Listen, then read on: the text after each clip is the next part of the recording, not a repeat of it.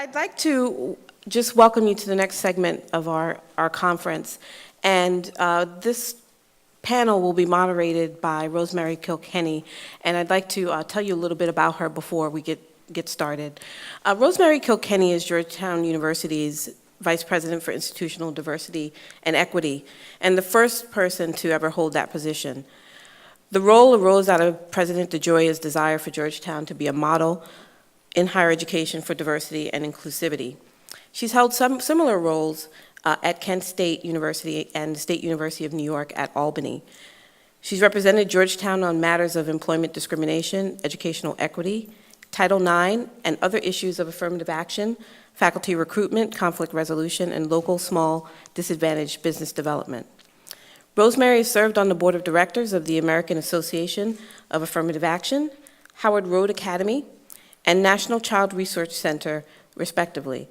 She currently serves on the board of directors of the Discovery Creek Children's Museum of Washington, D.C. She's an active participant in community affairs and campus activities. She's given many seminars on such topics as cultural diversity, sexual harassment, and legal issues in affirmative action, to name a few topics on which she's presented at national, regional, and on-campus venues. Rosemary received her Juris Doctorate from Georgetown University Law Center and her bachelor's and master's degrees from Kent State University. She has two sons, one of whom has completed his Georgetown education through the College of Arts and Sciences and is part of the class of 2006. Her other son, Malik, who will be joining us later today, is also followed in the Georgetown tradition and is currently a sophomore. If I could say anything about Rosemary, it would be that she is well sought after on Georgetown's campus, and she's an excellent ear and has a wide experience in the area of diversity and inclusion. She's a great colleague and ambassador for access, equity, and inclusion, and I'm happy to turn the discussion over to her as she moderates our panel this morning. Rosemary Kilkenny. Please welcome her.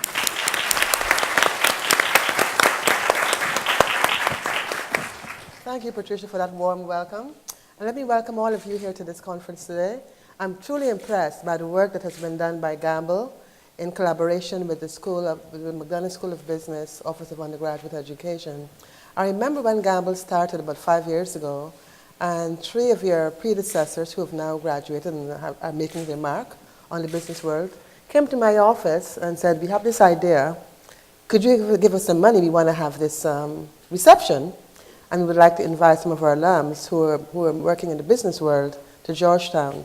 That was 5 short years ago. That was their vision, to really have an organization that would advocate on behalf of business students and really make a difference in helping them reach their goals in being successful in the corporate sector. And here we are, 5 years later, with Gamble organizing its first conference. So I want to really give you ask the audience to give you a round of applause for your efforts.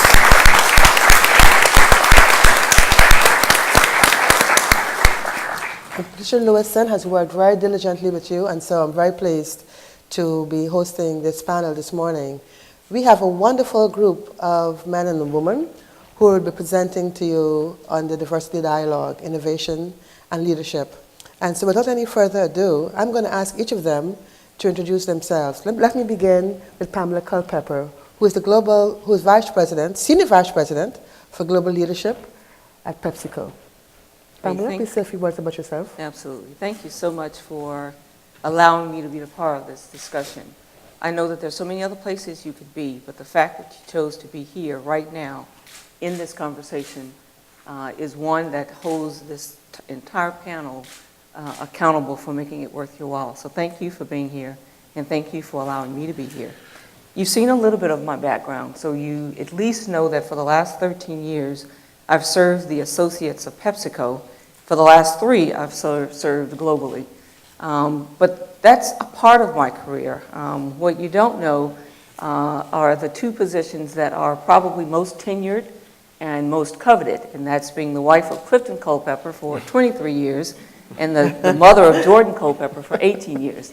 And I'm glad to have them here with me today. I say that all the time when I introduce myself, but this is the first time they've ever got to hear it. So thank you all.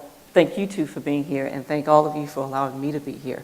I look forward to sharing with you my insight, my experiences, and I hope that it will spark you in some way or motivate you or inspire you in some way as you think about your journey as being a part of the diversity and inclusion journey. Thank you.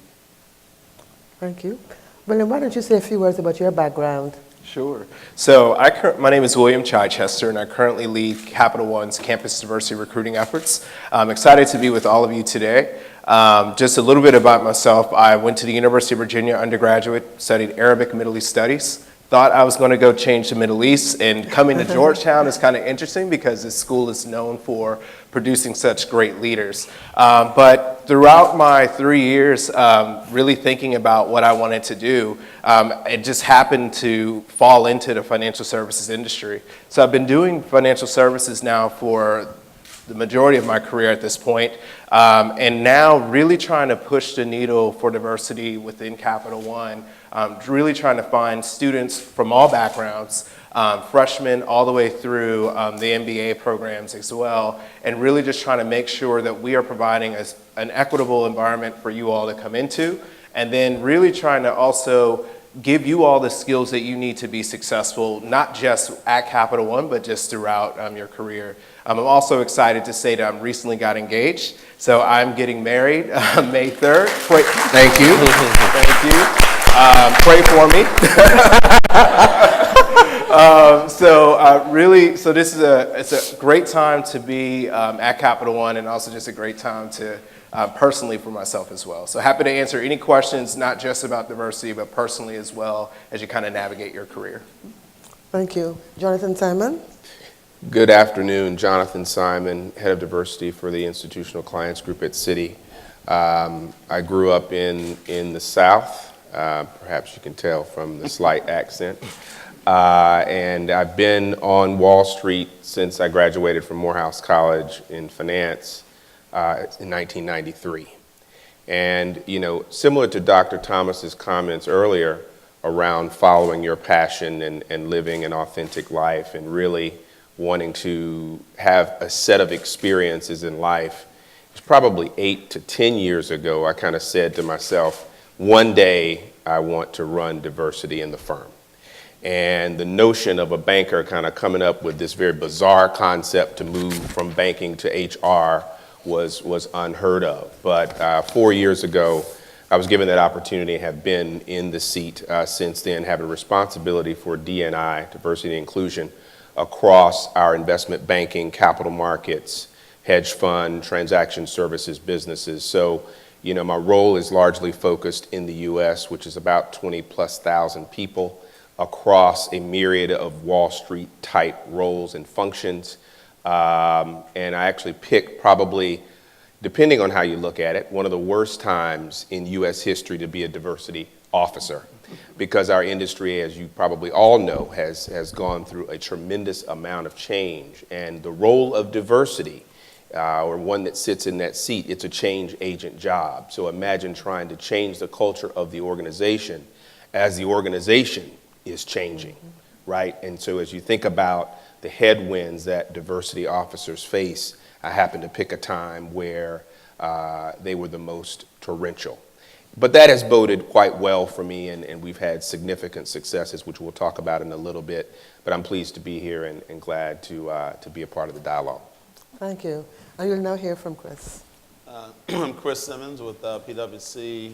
Currently, I'm the managing partner for the DC, Virginia, Maryland region, which has about 3,000 employees in it. And I'm not a CPA, so I'm a little bit unusual in that regard, but we do have a consulting business that's part of the firm, and actually occasionally they let the consultants be in charge of everybody. And, you know, growing up, I was a kid who, my mother had convinced me I could be president. Honestly, when Obama was elected, I looked at him and I said, yeah, I could have done that. I'm not joking. But I decided a long time ago that they don't pay enough, and it takes too long to get there, and you have to suck up to too many dumb people like Reverend Wright. You know the story, the history.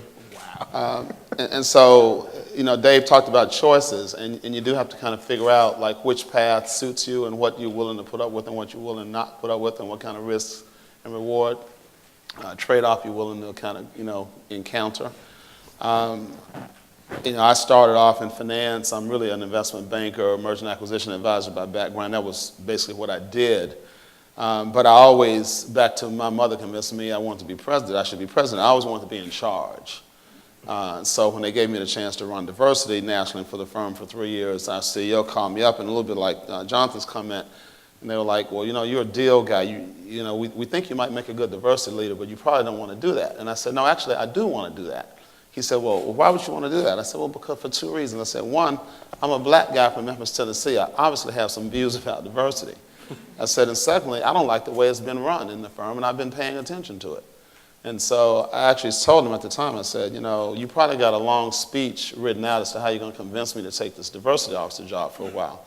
He said, yeah, I do it. I'm looking at my notes right now. I said, well, I'm going to give you some time back in your day. We're done with this conversation. Now, the other thing I'll just tell you as a final point, I don't view the diversity topic as sort of a topic about how we deal with a problem. It's really an opportunity. I actually think being different, whether you're Asian, black, Latino, female, you stand out. And the question is, what do you do with the fact that you now stand out? And if you have your stuff together, and as Dave said, you can make relationships with people, it actually works to your benefit. So the last thing I'll say is I've been the only black guy pretty much in every job I've had, in every group I've been in up until maybe 5 years ago when I got in some leadership, different leadership role. And within a year, I've been the boss's pet every time. And there's a set of tactics that makes that happen. And so what I hope you can figure out today by listening to all of us is what are those tactics? Because a lot of folk come to these sessions and want to be the one, but you know why they call it the one? There's not that many of them. That's right. Thank you. We've prepared a few questions for our panel, and then we'll give you all an opportunity at the end of the discussion and the responses to the questions. We'll have you pose some questions to the panelists. And so I want to begin by asking you to comment about the role of affinity groups. Much has been written about affinity groups in the corporate sector and in the workplace, generally speaking. And I wonder whether or not your companies have affinity groups, what the role of such groups are, and also what the impact of the groups have been. Why don't we begin with you? Sure. At PwC, it's a part of our approach. I think historically, and we have them for every group, we got veterans affinity groups, working mothers, every ethnic group on down the line, gay, lesbian, et cetera. I think at first they are sort of comfort zones for people who feel alone. For most of those groups, there's a lot of people who are representative of that group. So, you don't really need the group just for comfort. You can walk down the hall and talk to somebody that looks like you. That's pretty easy. But I think to have a structured formal mechanism where people get paired with people who might have more seniority, so you can ask that tough technical question that you're afraid to ask your white colleague because you don't want to look dumb in front of them, but you actually might not mind looking dumb in front of somebody that you feel like has some connection with you. So they're more than comfort zones. They're actually places to go and get a little private, quiet help when you really need it. And we've tried to put more structure around it to make sure that people are getting some of the technical assistance they might need early on, rather than just kind of go and have a drink together, because there's a limit to the value of that. But they're very useful.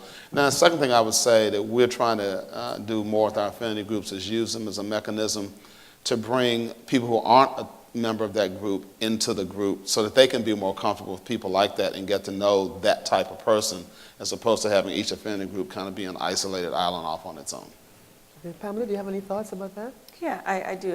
Affinity groups have evolved in PepsiCo. We've gone from affinity groups to resource groups, in some cases business groups, and it just depends on what they're working on.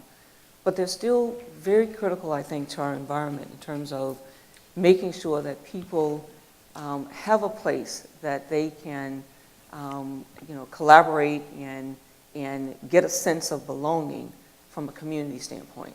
But the other way we have leveraged them from a CPG standpoint is we've got a microcosm of the consumers we serve in those ERG groups. And so when we're thinking about flavor extensions, when we're thinking about what flavor combinations to stay away from, when we're thinking about the market or the buying power of any particular group, we get that data and we get that support from the ERGs. So we leverage them in a number of ways that allows us to connect them more to the business aspect of why we have the groups, in addition to their ability to pull people from the outside in terms of employment. Very well. William? Yeah, I mean, very similar to everything that was already stated. Two things that we talked about with some of the questions that we received earlier. You know, what impact has affinity groups had within our organizations? And I think similar to what Pamela was saying, so for us, two examples that I would like to quote. For one, for our women's network, very early on, there was a desire or need to have flexible work arrangements, et cetera, for women and also men who recently had children, et cetera. So it was out of the women's network that Capital One now has a flexible work arrangement, and that's a deeply embedded part of our culture. So as a financial services company, oftentimes you'll hear people say that you have to come to work in this 9 to 5 kind of grind, if you will. And I think for us, the women's network has really helped lead the effort in making sure that men and women and other folks who may not have children have those flexible work arrangements to work from home, to work remotely, to work virtually. So that came as a result of that group. For us, even as our founders kind of started up our organization, we were much more of a leader with same-sex benefits in the late 90s. And so that was a direct result of having our LGBT network. So those are two examples of some of the things that we're doing at Capital One. Thank you. Jonathan, why don't you share with us what you're doing at your company with respect to the affinity groups? Sure. So similar to PwC, I mean, cities in, 100+ countries, and we've got, as Chris said, every slice of dimension from an affinity group standpoint. And I think they serve a critical role. They actually are led through our Global Diversity Office. And as you talked about, Chris, they really are kind of the safe space, if you will, for individuals of a certain dimension.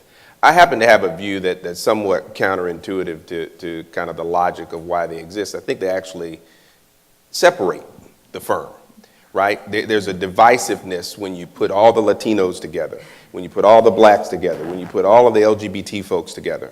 So to the point that you made, the challenge, now that we've created them, how do we get the white male to attend the black group? How do we get someone who's straight to attend the LGBT session, right? So in what we've done is create something that in theory and in application is very good for the organization. You're a young individual coming from a certain dimension. Here's a group that's a safe space. You can plug in. They can give you the coaching. They can give you the counseling. They can help you understand how to navigate the organization. But in the larger picture, is it helping you become a more inclusive employee? So that's kind of this real interesting juxtaposition about networks, and then getting them, more importantly, to drive the business. Because it's not just about the social, it's not just about the resume, how to build your resume, how to build your network, and those things, which is sometimes the orientation of many networks. It's what's the real business impact. And I think the challenge for financial services companies, unlike a CPG organization where, our product is a loan, it's a bond, it's right, which is not directed at a particular market. So if Pepsi wants to issue a bond deal that has nothing to do with LGBT, that has nothing to do with veterans, they just want capital, right? Exactly. And they want money, right? And so, but on the other hand, a company like Pepsi or Coca-Cola, they're selling in diverse markets. So how do you market that next Dorito chip, right, to said group? How do you create the next breakfast burrito if you're McDonald's, which is one of the products that actually the Hispanic affinity group at McDonald's created? So the challenge with the affinity group is trying to get it to be more inclusive, to get folks who are not in that demographic to be a part of the dialogue, and then secondly, getting it to drive more business impact. Because at the end of the day, it's creating the kind of organization where everyone feels connected versus divided. Yeah, I just want to make one more comment. I absolutely agree with that. I think the unintended consequence is the isolation and the segregation of people who are working on a particular challenge with a difference. Mm-hmm. And so it is important that we teach from a multicultural, or we lead from a multicultural perspective. But what makes it difficult is when one group believes that they're underserved in a way that needs attention. And that's what has started or kept most of the affinity groups alive. I believe that there's an opportunity, though, because as we bring talent in from your generation, people aren't interested in going to commingle with their group. They're interested in understanding what's going on everywhere. They also are a member of several groups. So what if I am an LGBT veteran who has 2 kids? I mean, it just, you fit all of the groups, and then you have to choose one. So being able to think about them from a multicultural aspect, I think is critical. That's a very important point because there's so many intersections, as you've pointed out, and people can navigate all of those worlds and have all of those worlds within themselves. So it's very important to recognize that. Can I just add Sure. one thing to that? And what we've seen is, and my colleagues here who have probably had the same experience, the white guy says, well, what about my group? Like, I want an affinity group. Like, well, really, you already have one, right? It's just not formed and you don't meet as a structured group, but you really already have an affinity group. So, as our cultures become more complex, right? We probably started at the beginning of diversity journey with gender and ethnicity. Now it's expanding and expanding and expanding. So you get back to, well, if you're going to form a group, what's the business impact? How does it drive culture? How does it drive engagement? How does it drive productivity? And so in that context, the white guy goes, well, yeah, we probably really don't have an agenda from that perspective because we're already the majority of the firm, right? So it's really an interesting journey as you think about the role affinity groups have played in diversity and inclusion. And when we think 20 years out, who knows what that context is? Well, a little bit of a joke, but not a joke, Right. related to your point on this. There's all kinds of different types of diversity. You got the different racial groups, you've got LGBT, female. I had a partner of mine a number of years ago when I was still running diversity. He stood up at a leadership meeting. He said, yeah, well, I'm Catholic, and, Catholics have challenges. And I said, well, Catholics had a president elected in this country in 1960, and my folks still couldn't ride at the front of the bus in this country in 1960. So I think your Catholic issue is kind of a lesser problem than some other issues we need to talk about.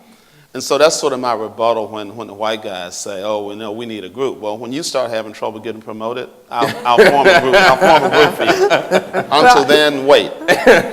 Yeah, I know we want to move off this point, but we do have a white male affinity group. Yeah.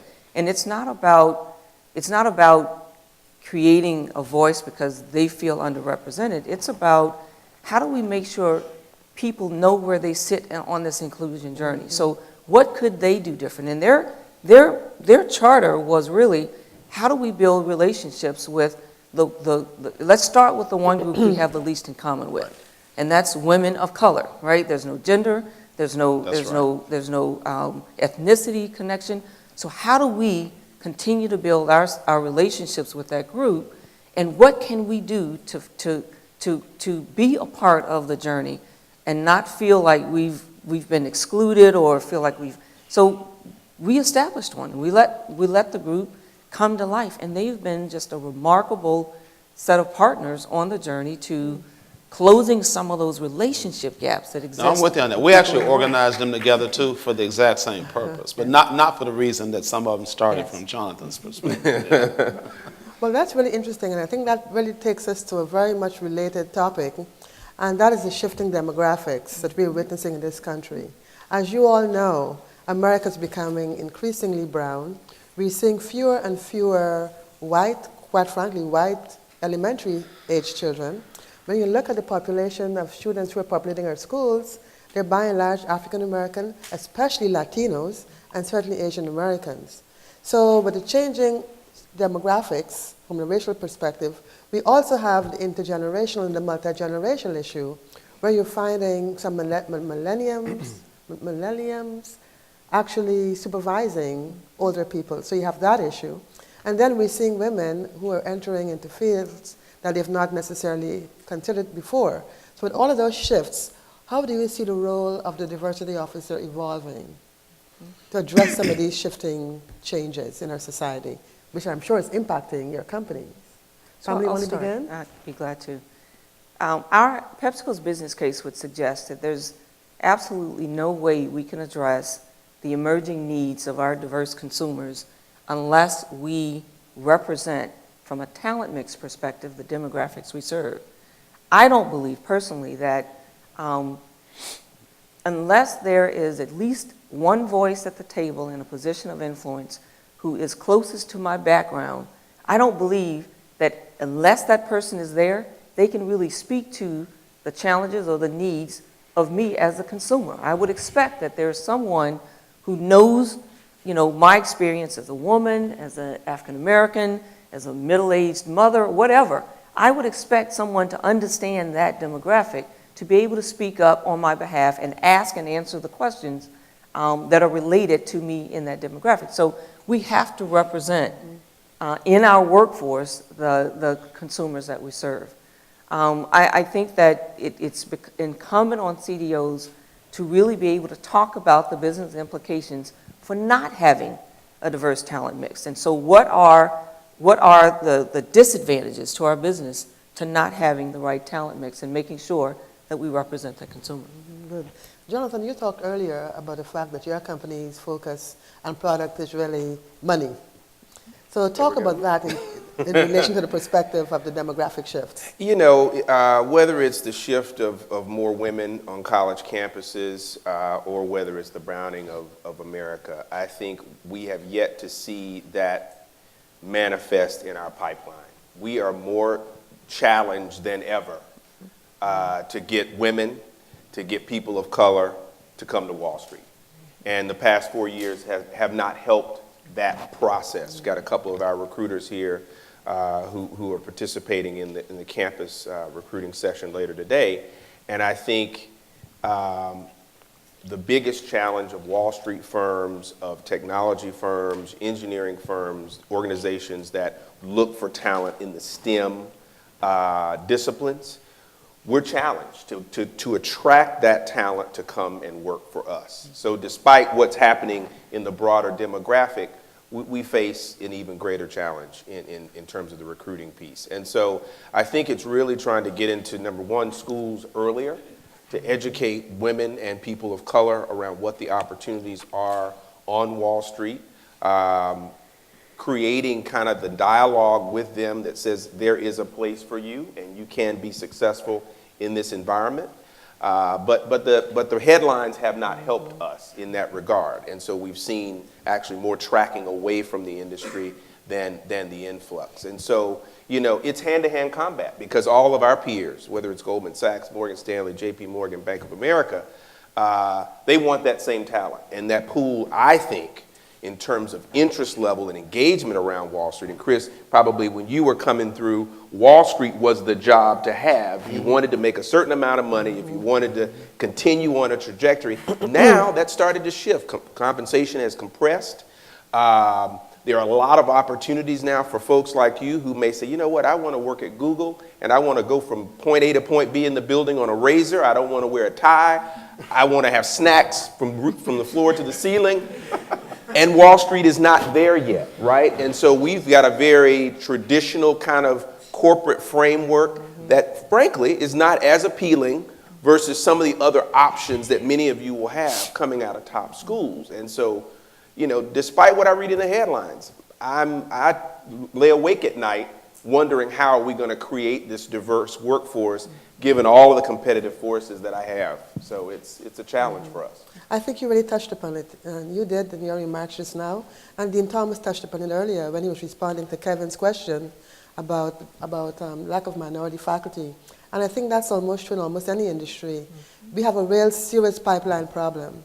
And you're absolutely right that we really have to start working from the elementary schools, if you will, and start planting those seeds. So are any of your companies involved in working with schools in an early age, trying to entice young people to think of college as an option? Because college leads to the jobs that you are advertising for, sure. I would imagine. So why don't you comment a little bit about that? Well, one of the several roles I have in the firm, I was on the governing board for 4 years, and then I'm currently the president of our charitable foundation. And our charitable foundation in the U.S., for example, is giving large sums of money. In fact, we just approved a grant to an organization that has come up with an approach to sort of revolutionize how math is taught. Because which, you know, for our business, professional services consulting, if people don't come in with a certain type of math capability, we can't hire them. And so it doesn't matter if there's a lot more black and brown people in the population if so few of them can get over 600 on their math SAT. Right. That's the And bottom so line. we're doing things with some nonprofits who have some innovative approaches, for example, to math instruction. You know, we're doing some things with Feeding America just to kind of help on the nutritional aspect. You know, one of the things I like about having some power is that you can do things, and this kind of goes to Dave's comments too about your passion versus the job. What I like about having some power is I can do stuff that I just want to do because it's the right thing, and I can do it because I'm the guy that can make that call. So one of the things we did not long after I got to DC was we brought about 500 kids from age 12 to 17 to the ballpark, to the National Stadium here, and we had an 8-piece orchestra come in and expose them to that kind of music so their cultural boundaries would be expanded. We had somebody talk to them about you can't live in an all-black and Latino world your whole life and expect to be successful. We had them talk about applying to college. So we're doing a number of things to try to increase the pool, because you know recruitment is a big part of it for us. But the other thing I just want to say, especially for the benefit of this group, because a lot of this discussion is the discussion we're having right now is kind of macro, but I have a micro point for you guys, which is that our biggest issue is, in my view, really isn't recruitment, and it's not even really retention, it's advancement. And the reason that we have trouble advancing people is because they're not good at what Dave Thomas talked about, which is developing relationships across barriers, across different types of people, and being a realist about how people view you. And so in our business, you know, why do some people get ahead? Because 3 clients told somebody at the company that you walked on water. Okay, well, how do you get 3 clients to tell somebody at the company you walk on water? You make really good friends with that client in addition to doing really good work. So I'll just pick on one group for right now. So if you're Asian and you follow some of the Asian stereotypes about like not talking to people and not socializing, which I know not all of you follow, but some of you do, it's very unlikely that that client's ever going to say that because you don't go drinking with them. If you're black and you got all these hang-ups about white people don't like me, you're not likely to hang out with them either. You know, and you have to understand what people's little thoughts. If you're a woman, they might wonder how committed you are to staying there for a certain amount of time because they think you want to go off and have a baby. You might ought to tell people, hey, you know, I plan to be here a while. Like, talk about it. So you have to know how to kind of advertise for yourself. And I'll just make this last comment as an example. On my first day of work at PwC in 1992, I brought a pillow with me to the office. I walked around the whole office. I went the long way. I wanted to make sure they all saw it. And then I put the pillow in my chair next to my desk, in the chair next to my desk. And I waited for the inevitable, which was for people to ask me why I had a pillow. And I told them, I said, well, you know, the mergers and acquisitions business is a tough business. I'm going to have to be here all night, some nights, to get the work done. And when I'm on the floor sleeping, I plan to be comfortable. And if you're working for me, you better go home and get one because you're going to be here with me. But what that told my boss, who became my mentor, was, oh, this black guy came to work. And whatever little stereotype I might have in my mind about black people or whatever, he doesn't fit it. And the guy who became my mentor, who's the one who called New York and told them that they should know about me, he came to my office, he saw my pillow, he brought 4 of the partners down to my office, and he said, look at the guy I just hired. He's serious. He brought a pillow. That's a great story. It's a true story. I believe it. I believe it. And here you are today to talk about it. Right? I'm trying to figure how to follow up I to was going to that. say, that's a tough act to follow. Bring a blanket. So what did There you you go. Oh my God. So one of the things I'll say about Capital One that's interesting being on this panel, we're still a relatively new organization. I mean, if you think about some of our banks that I'm on the panel with, they've been around for hundreds of years. And so for Capital One, we've been around for a very short amount of time. And our founders had no intentions of going into banking. They actually were ex-consultants, and their desire was to change the credit card industry, and it kind of morphed over time to into now a number 5, number 6, depending on the league table, financial services company. And so for us, innovation has always been our motto. We're really trying to shake up the status quo. So that's built into our DNA as an organization. So when I talk about what are the initiatives that we're doing from a campus standpoint, and some of the things that just get me excited about what I do every day, we're doing a lot of work with freshmen and sophomores. So that is, as people already alluded to here on the panel, there is a war for talent. And so I'm literally fighting with the PwCs, the McKinseys, the Bains, the BCGs of the world, and Pepsi, et cetera, really trying to figure out how do we get talent earlier into our organization. So we're doing scholarships. We have a number of different programs for freshmen and sophomores, and we're really trying to make a name for ourselves with that population, because in your mind, you're probably not thinking Capital One. You're thinking Goldman Sachs. You're thinking certain consulting firms. Citi. They're traditional names. Citi. You're thinking traditional names. And what's interesting about my job, and that makes it so exciting for me, is that we're a challenger. And so for us, we're a challenger brand. And so we have to think about ways to be competitive with your Wall Street, your traditional Wall Street firms, your traditional consulting firms, et cetera. But we're really after a lot of different types of majors and a lot of different type of talent. I'll tell you, 70% of who I hire are STEM majors. They're not your traditional business students. And I'm sure that in your mind, you're like, how is a bank like Capital One looking for STEM majors? And like I said, 70% of who I hire have that kind of a background. Our culture is much more like Silicon Valley than it is a traditional bank. This is the first time I'm wearing a suit jacket in years. We're wearing jeans, et cetera. So we're really trying to, we have a culture that's similar to what you would think of as a Google with the food and everything else. We have all of that. My issue is how do I make sure that you find out about it early enough as you're thinking about your careers long term. So I'm happy to talk about it afterwards, but again, that's probably some of the things that we're doing. And then the final thing I will say is that we're making significant investments in our community.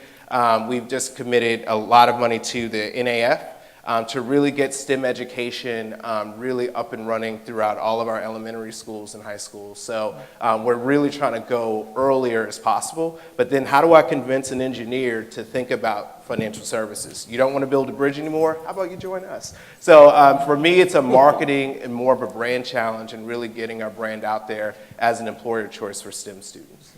Very good. Did you want to add anything, Pamela? Or should we move on? Yeah, so your question was about education and the commitment to it. When I talk to PepsiCo about Talent 2020, I'm advocating that there is a war for talent, but I'm also suggesting that the war for talent is with the prisons. So the kids who are in junior high school now, who will be the talent that we want to recruit in 2020, is being sought after by the prisons systems. I mean, they're forecasting, they're calculating what number of kids do we need to have into this system in order to pay for this prison. And so our war for talent is not just with other companies, it's about saving our children, it's about making sure that education is at the forefront, and for us, CPG, it's about combating hunger and poverty as it relates to education. Kids can't learn hungry. And so we think about breakfast programs, we think about how do we make sure that we're nourishing the bodies in addition to the minds.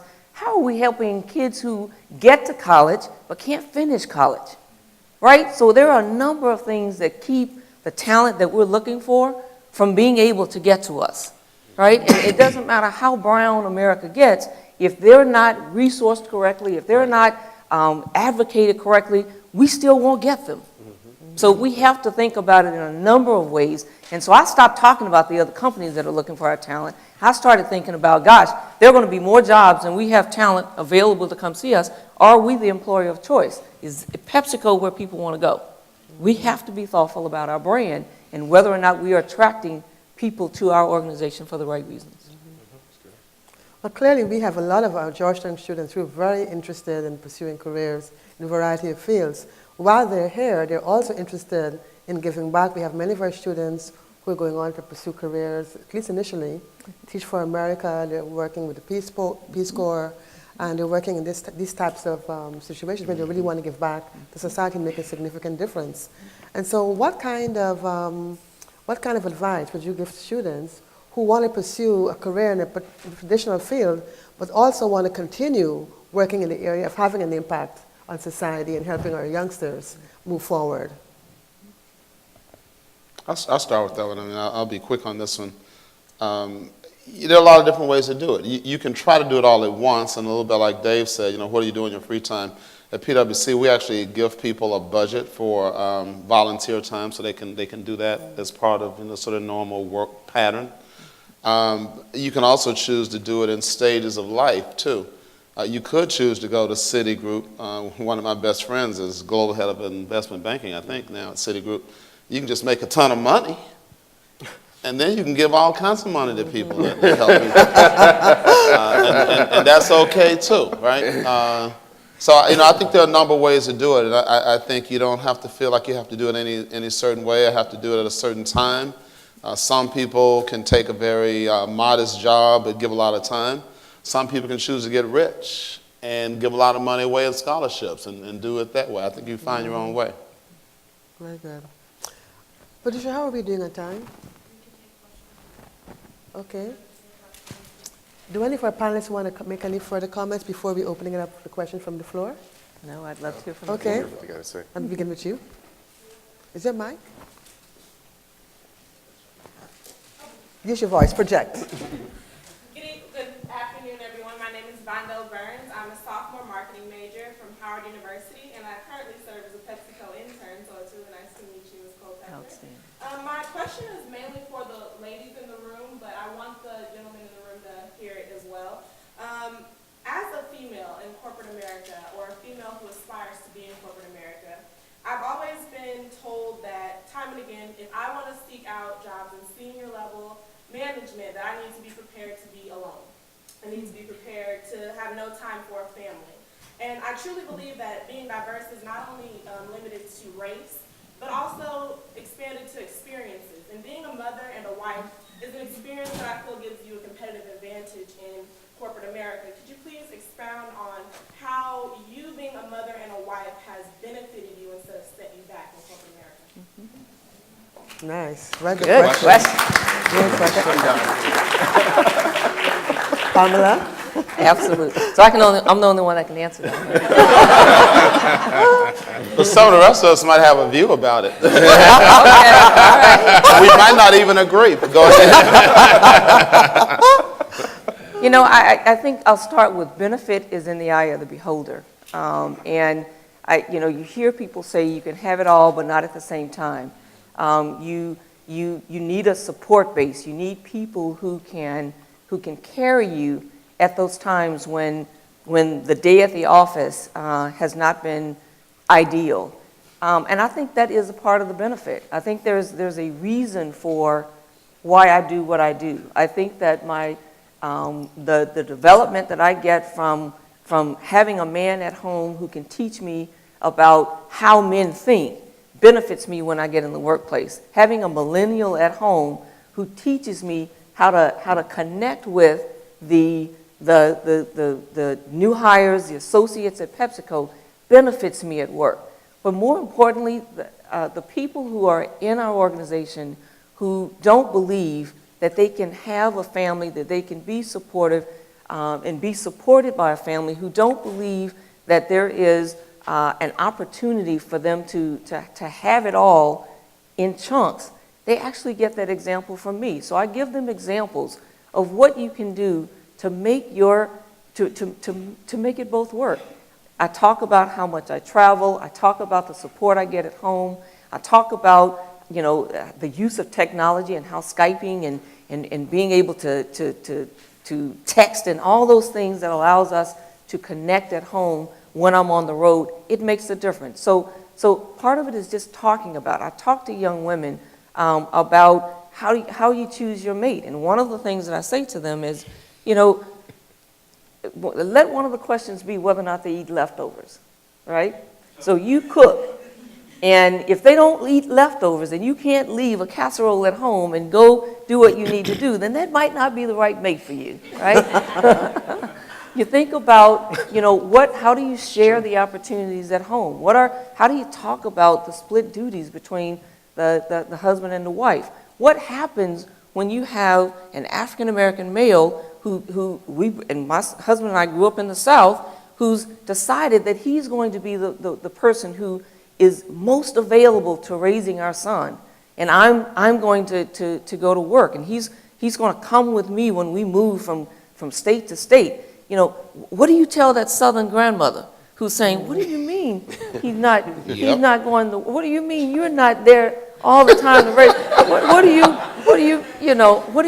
you say?" And it takes the courage and the confidence and the esteem of a family to be able to hold together through those things. But I think that's what has allowed us to flourish as a family. And then I have to make decisions that, I'm not going to be number one all the time. I'm going to make trade-offs. I'm going to make some clean decisions about what I can do at home and what I can do at work and what things I'll miss at school and what things I won't. But I made those decisions. And I was never afraid to lose my job, right? And I think that's what fueled it. Never afraid to lose my job. I'm going to make the right decisions, and I'm never afraid to lose my job. So what do you have to say to that? I was going to say. I agree with you. That's good. No, but I will say this. We've got a number of very high-ranking women in our firm who have families. Now, I will tell you the pattern you normally see is that they tend to have had them maybe when they got to about 30, 31. When you have built up credibility and chits with your bosses, you can go to that after-school program, or you can go to that PTA meeting that starts too early for normal people. But I also want to say, for normal working people, but I also want to say, I coached all my son's teams. I coached every soccer team, football, basketball, baseball team in the neighborhood. I was that parent, and I was the president of the PTA. I used to have basketball practice when I lived in Atlanta, 2:30 to 4:30 every Tuesday and Thursday. I'll tell you how to make that work. You get to be the person who schedules the meeting. And then when you take in all the inputs for when the meeting's available, it just miraculously turns out to be the case that nobody's schedules all work out between 2:30 and 4:30 on Tuesday and Thursday. I never told a soul that that's because I had practice. But I guess the only thing I would add to that, I know we want to go to another question, is, firms and organizations find it cute when the men are involved. They find it unpredictable and a source of judgment fatigue when they're thinking about women doing those things. So for me to pack up and go and make sure I get to daycare before it closes is very different than you packing up and leaving, or potentially you leaving and going and coaching a team. Yeah, could be. And I think so the courage, thank you. The courage that flows in between that is being able to ignore the signals that would suggest that it's not noble for me to do it, or it's not as noble for me to do it as potentially my male counterparts.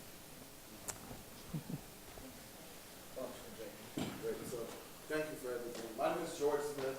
I'm a senior English major in the College of Arts and Sciences here at Georgetown. And yesterday I was having dinner with a seasoned Georgetown alum who made most of his career on Wall Street in New York.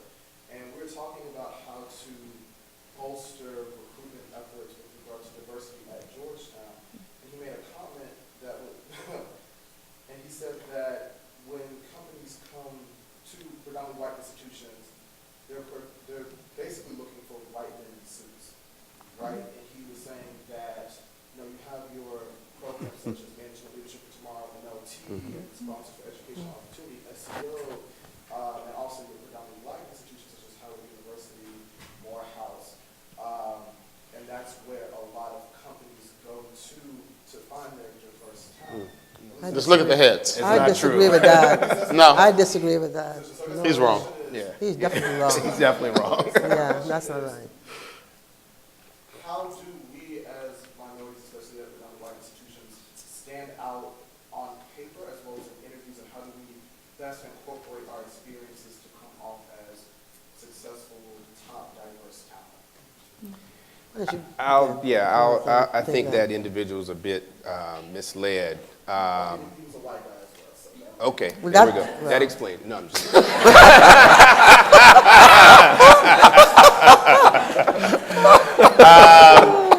You know, in fact, I push my recruiting team all the time. You know, being a graduate of an HBCU, one would say, I'm going to naturally say, we've got to go to Morehouse to get African-American black talent. We've got to go to schools in Texas and Miami or Florida to get Latino talent. Talent is everywhere, right? And what I encourage the recruiting team, in fact, on a college campus like this, it is hard to find the diverse talent. And one of the things Wall Street is very guilty of doing, we'll come to a campus like Georgetown and host a 200-person reception with a bunch of talking heads in the front, right? Come one, come all, right? And that just speaks to a certain demographic, to your point, the white male in the suit, right? And so what we have to do a better job of is going to diverse communities on campus, rolling up our sleeves and spending the time with the different affinity groups on campus, trying to build relationships, because sometimes with many of the different, particularly ethnic groups, there's more of an education that has to happen. You could be tops in math and have never thought about a career on Wall Street, to your point, never thought about a career in consulting. So if you come in this big 200-person room where the conversation is already a 2.0 conversation, and you're at 1.0, like, can you just explain to me what capital is? Can you just explain to me what the basic, and you may not be comfortable raising your hand in the big auditorium as the black guy saying, I don't understand that. Can we rewind and go back to the beginning of it? So we have to do as firms and as an industry, going to those groups on campus to have conversations that may not start at the same place as other parts of the population, and spending the time to educate students who are in the STEM disciplines that you can actually have a career in a financial services organization as a science major or as an arts and science or as an arts major, and trying to really build that connective tissue between those populations to recruit. But we're not at a luxury of just looking to HBCUs for ethnic minority talent. We have to be, wherever the talent is, that's where we need to go, and be very deliberate and intentional about building those relationships. Because we find, and our recruiters will attest to this, that diverse talent joins firms largely because of the brand and the people that they meet when they're talking to those firms, right? And so if we can build those relationships, if we can establish that connective tissue early in the process, catching you as a freshman, catching you as a sophomore, and spending that time, we can recruit that talent. But we can't afford to just look under certain rocks for certain talent. We have to be everywhere we can be. Yeah, to add to what he was saying, I mean, as a student who went to University of Virginia, I personally am fueled by that very issue that you just raised. I mean, for me, you actually just alluded to this, being in the liberal arts kind of background, when you think about, I can give you VA as an example. So the majority of the women and people of color happen to be in the arts and sciences. That's not business, that's not engineering. We talked about that traditional companies are going towards the business and engineering. If you're underrepresented in the business school and the engineering school, you're naturally not going to gravitate to those students. Having said that, as a person who was a foreign affairs major who fell into financial services, I deliberately go to your BSAs. I deliberately go to your sororities. Actually, if you want to find women, why would you go to a women in business? You go to the sororities at the school. That's a larger pool of students. Why would you not talk to those? So what helps me in my role is having that kind of background and that say-so, and to say, look, we can get diverse talent at all of those institutions, the HBCUs, your all women's colleges, et cetera, but we as recruiters, as you said, need to be more proactive. But I will challenge you all as students who are going to these predominantly white schools is to make sure that you're showing up to the company presentations. I will tell you that I will host events all the time, and I will only get maybe 1 or 2 people of color. And I have done my outreach. I've emailed you, I've contacted you, I've called you, I've even talked to your faculty advisor. And where are you, right? So, I mean, there's a personal challenge that you all have in terms of making sure you show up. But then there's also a challenge within our organizations to make sure that we're looking at talent that are econ majors, that are your English majors who might have a business background or may have a business bent. And then we just need to do the education to get you into our organization. And can I add just one on a point that you made? So you got to bring your A game. Yeah. Right? Because this is not, this is not charity. And, right? war. Nobody's looking It's at any war. of these firms saying, yeah, just go get some students of color because we need them. Just go get them and bring them. Nobody sitting up here is willing to just throw their neck on the line and bring subpar talent, somebody who's not bringing their A game, because we've experienced it time and time again. We'll email the candidate, no response, not really being engaged, not being hungry. You got to demonstrate hunger, because there is talent out there that's your competition that eats, sleeps, and breathes this stuff. You're interviewing for a Wall Street job and can't spell Wall Street Journal, you're already behind the 8 ball. You're lost, right? You cannot go into a Wall Street interview and not be conversant and not understand the language of what's going on in the world. You want to be an investment banker and they say, okay, tell us about the latest transaction IBM announced. They're going to buy a business from Lenovo. Tell us about that. And you have no clue what IBM is or Lenovo? Or where does the company trade? You're interviewing with Goldman Sachs or Citigroup. Where does the company trade? Who's the CEO? If you can't be conversant, what's global GDP? What's on the front of the Economist? But you're a finance major or you're an arts and science major saying, I want to be a consultant, and you can't speak that language, you're not reading the paper, you're lost. Because there's talent out there that will spit that stuff out. They know it like there's no tomorrow. And those are the folks that get the jobs. So leverage the fact that you are the talent we want. You know there's a limited pool of diverse talent, and you're diverse. This talent, these companies want that talent, but you got to bring your A game. Nobody's giving you a discount. You're not trading at a discount. You've got to bring the A game at all times. And if you don't, you'll get passed over. It's just that real. We've got a couple of questions. I know Aya has her hand up, and then Keegan. So Aya, why don't we start with you, and then we'll move to Keegan. Hi, my name is Aya Wallerbright. I'm a senior here at Georgetown, sociology major, social justice concentration, German and African American studies minor. And you all definitely. Wahoo! That's awesome. So what do you do for fun? I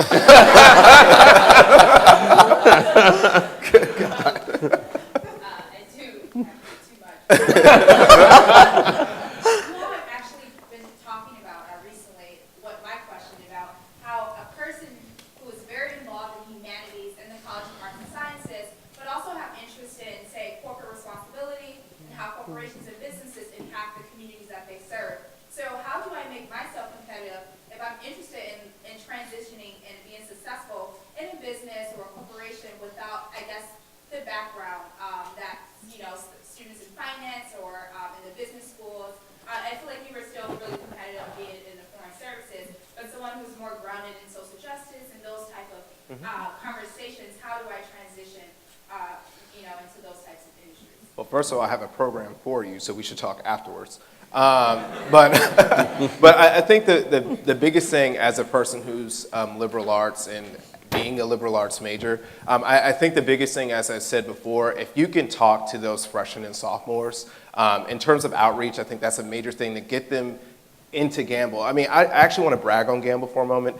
We have been partnering with Gamble when we first established a relationship with Georgetown, and that organization, to me, is really gone above and beyond. So first of all, I just want to commend you all for the work that you've done, because you all have been just a great partner.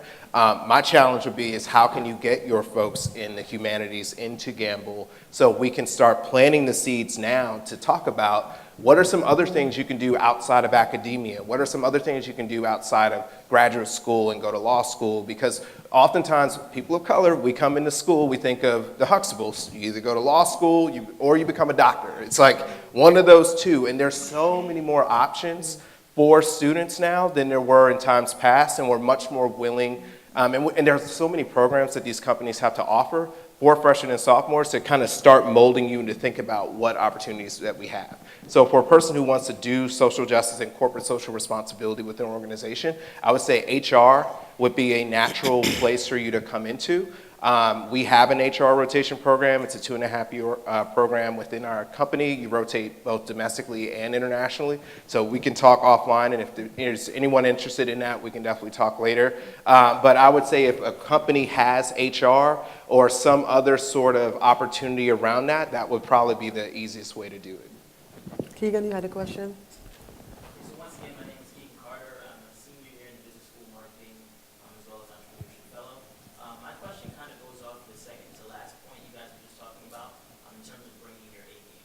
So one of the biggest detriments that I think actually affects students, especially minority students in business school, is somewhat of like over benchmarking or trying to distinguish the difference between success and excellence. And so one of my mentors taught me that, you know, success is kind of just looking at what somebody else did and comparing yourself to it, and excellence is saying, well, this is the best of my ability, and I'm always stepping up with my A game. And so what is your advice for somebody coming out of college in a competitive business environment, as well as for the rest of their life, on not focusing so much on what others are doing, and, you know, negating all the different things like resources that are factors that you may not have? Yeah, you know, as you were talking, I was thinking about something that I've heard my husband say to my son when he's running track. You can't look back to see how far or how close people are up to you. You have to continue looking forward, because that's going to maintain your momentum. And I think we spend a lot of time looking back, comparing ourselves to the person who is either the closest to say, gosh, I'm at least ahead of them, but we forget that there are 3 or 4 ahead of us. So what are they doing that I should be doing more of, and how do I benchmark myself against the highest grade, the highest level, the highest, you know, appointment that I want, and work towards that? Not necessarily in the order that I've decided, but how do I create my own order? How do I create an opportunity for me to mark my own path? How do I decide that there's an opportunity for a new path to be given? So it's almost creating the bar that you set for yourself and using that as the marker. And no one else has to be near that bar. There's no one on either side of that bar. It's the bar you set, and you're constantly trying to set and surpass that bar. And that, to me, I think is the advice I would get, is that you don't use a bar that's already set. You create one, and you extend yourself beyond that bar and not worry about where others are in relation to that bar. And I think that's beautiful. And I think one of the things Dr. Thomas said earlier is your ability to do that successfully relies totally on your own courage, right? Because when you're pushing yourself, I mean, you think about the great people of all times. We just celebrated Dr. King's birthday. I mean, who was he looking at to say, what is he doing? He set his own bar, but he had courage as he set the bar, and he kept pushing it and pushing it and pushing it, you know, and died at 39. So you think about the things that he accomplished in 39 years on this planet, right? Is amazing, and that's because he had courage and he set his own bar. So I think those are eloquent words that you define. Number one, you define success, you know, and having grown up in a family where everybody either was an educator or a farmer. Growing up in the South, Wall Street was unheard of. Right. So when I said I want to go to Wall Street, that was something that I defined as an objective and goal for myself, and all my family is like, wow, that is fantastic. Like, I'm setting a family bar. Now, for all of the people that are coming behind me, it's like, okay, well, he did that, now I gotta, right? So you define that, you set that path and just march forward with courage. I was gonna say, and I decided to study psychology with no idea what I was gonna do with that skill. So as your family was saying, that's fantastic. My mother was making my room, preparing my room for me to come home, because she knew I wasn't going to have a job by the time I got out. But I set my own bar. That's right. Very good. Morning, thank you all for coming. My name is Zachary Moore, I'm a sophomore here at McDonough School of Business. You guys all talked about diversity, the things to raise in this country, but how is international diversity coming to play and moving to the country further? Will there be a shift on the focus of diversity, or is there still a lot of discussion? International? Global diversity, I think, is what he's In talking terms about. of like moving here from another country? Just like looking to employees like from other countries. I mean, the work of diversity for every firm on this panel, it's really a global dialogue, right? I mean, you can't run a firm like ours that's in 100+ country and just have a U.S.-centric diversity conversation.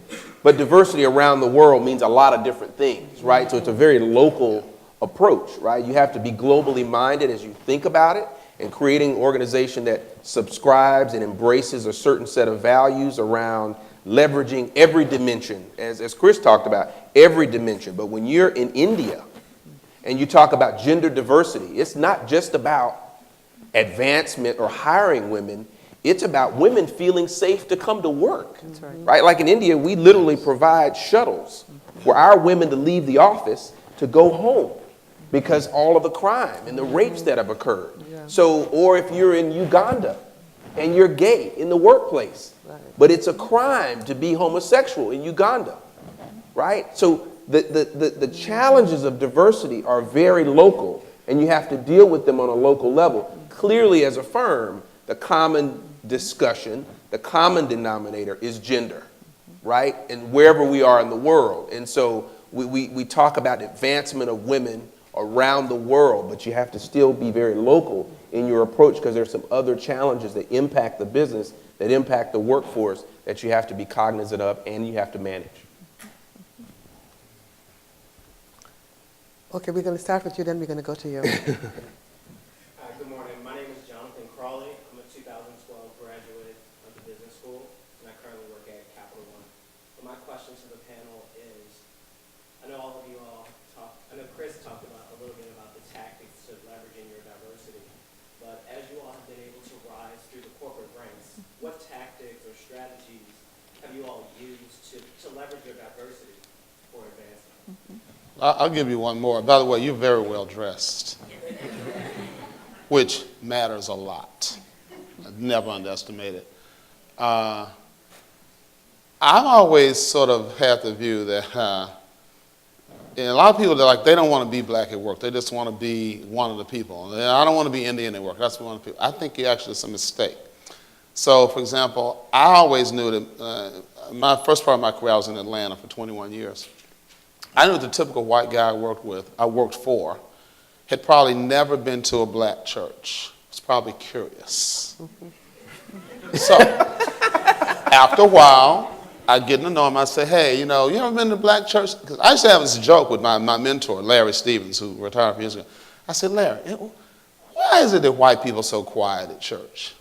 And black people, we make all this noise. I say, we celebrate like we got the money. Y'all got the money. Y'all ought to be the ones celebrating. And so I said, Larry, why don't you go to church with me? Because when you bring people into your personal life, and this is the tactic more broadly stated, they're more comfortable with you and they think you like them. And I'll give you one other sort of companion example to sort of bring them into your personal life, the friendship thing. I had a project in Memphis, my hometown. Very similar background to yours, by the way. And this white guy I was working for, we were over there on this project together. He said, where are we going for dinner? I said, we're going to my mama's house. And I picked up the phone while he was sitting there and I said, hey, Mom, I'm bringing a friend over for dinner tonight. I didn't say my boss. I said, I'm bringing a friend. Because for the idea I want to plant in his head is that we're friends.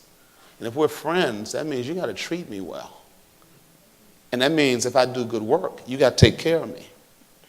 So those are some of and a lot of my tactics have to do about creating a friend bond with bosses. You've had your hand up for a while.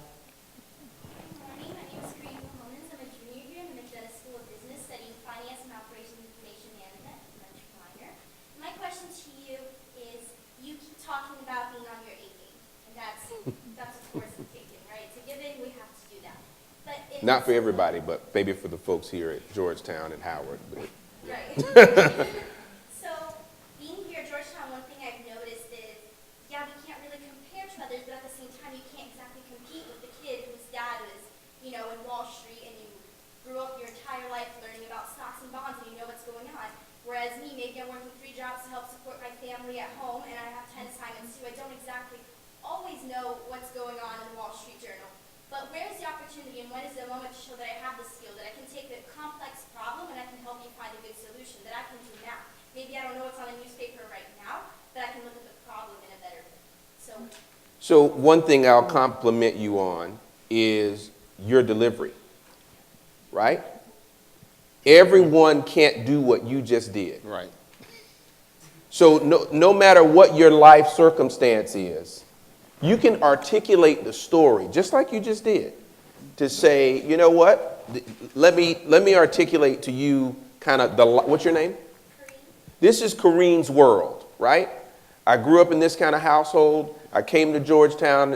I've got a 3.8. I have 2 extra jobs to make sure that I can stay at Georgetown, right? And this is why I'm interested in financial services. Because if I'm interviewing you, I'll pick up on your energy, your dedication, your grit, your hunger. Say, okay, she didn't know what's on the cover of the Wall Street Journal, but you know what? She demonstrated to me that she's going to learn it, she's going to get there, because she comes from a place where she's always had to deliver, right? So some people come into the scenario, and that's bringing your A game. That's right. I use the example of knowing what's on the Wall Street Journal because that's just a nice prescription. If you're interviewing for a job on Wall Street, that's a good place to start, right? But you have a life circumstance, if that's a real scenario, that still makes you an attractive candidate, that you can sell that and package that in a way that somebody goes, damn, she's really bringing it, right? And she's managing life circumstances in a significant way. She can handle Wall Street. So you will get that look. But everybody can't package it and tell the story because they have a whole lot going on, but they get an interview and they cannot create the kind of narrative that makes somebody say, I want to hire this person. And it's all about hunger. You're absolutely right. And I think what challenges women is that we see a prescribed set of A-game characteristics, and we start checking off the box. Okay, do I have that? Do I have that? Do I have that? And when we don't have all of them, we decide we don't have a game, right? So to your point, defining what your A-game is and being able to sell your game is the name of the game. That's right. Right? It's not it's not everybody else's game. It's what's your game and what can you bring and what's the organization missing or going to miss because they don't have you. That's right. That's what exactly you want to right. make sure they know. That's exactly right. Can I just add something to that? So the final thing I would just add is the confidence in yourself. So obviously you have a lot of that. I think what's interesting as a person who's recruited so many women and people of color, and I've asked them if they didn't do well, like, what was it that prevented you from getting the offer?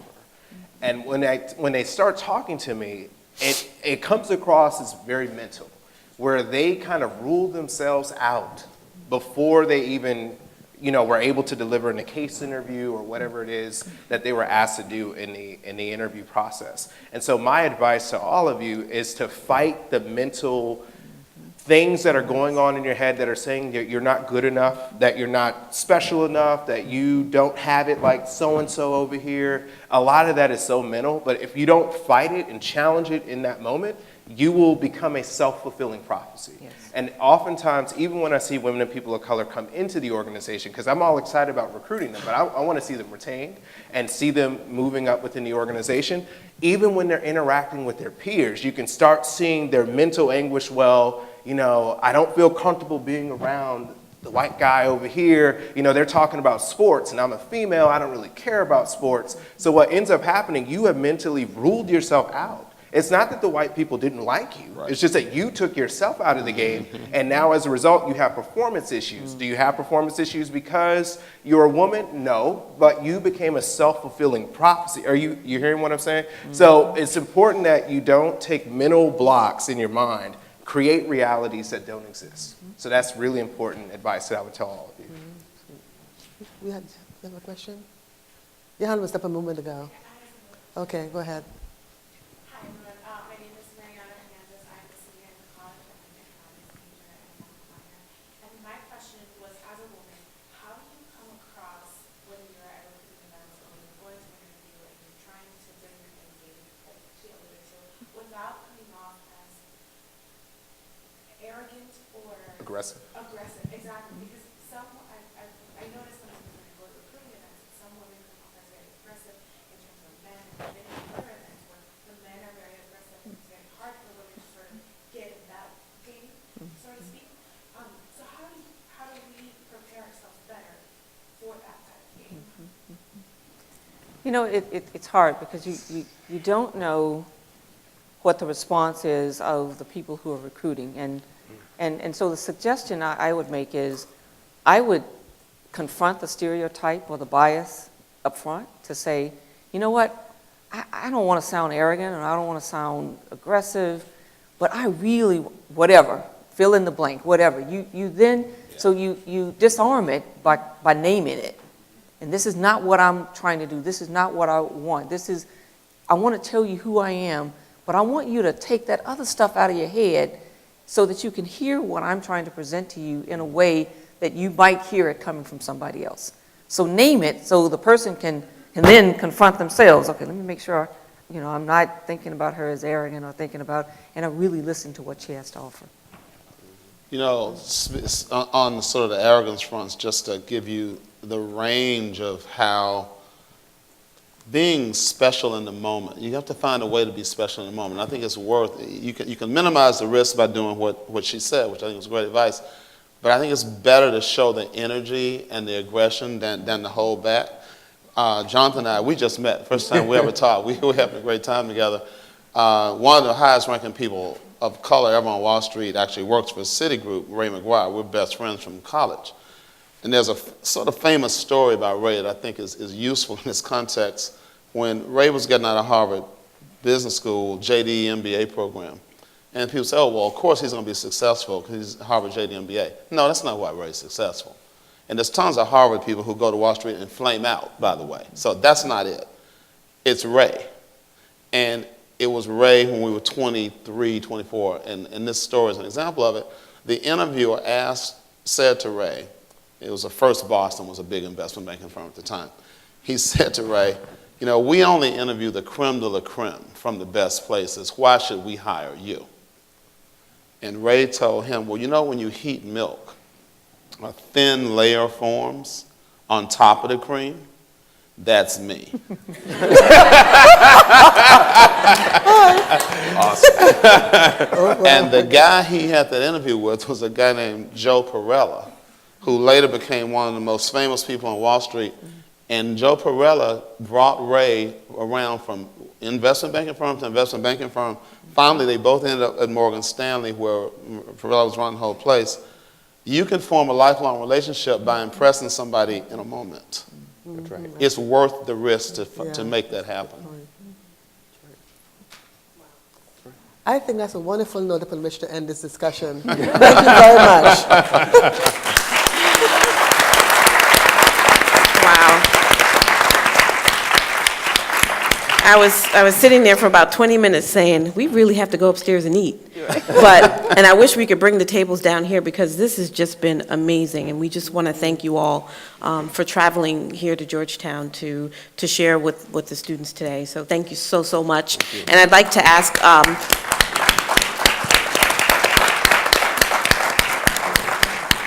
ask, Kyle Young, who's part of the Gamble board, to come as he has some expressions of thanks to offer before we move up to Fisher Colloquium for the lunch.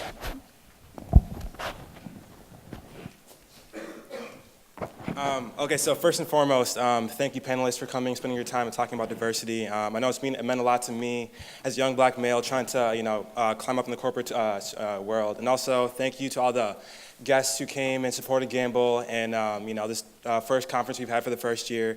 On behalf of the Gamble board and the program office, we want to present all of the panelists with a small gift. Can hand it out later. But also everyone, after this can go up to Fisher Colloquium and have a good lunch and then just network with all these professionals. And if you have any questions, let us know. Thank you.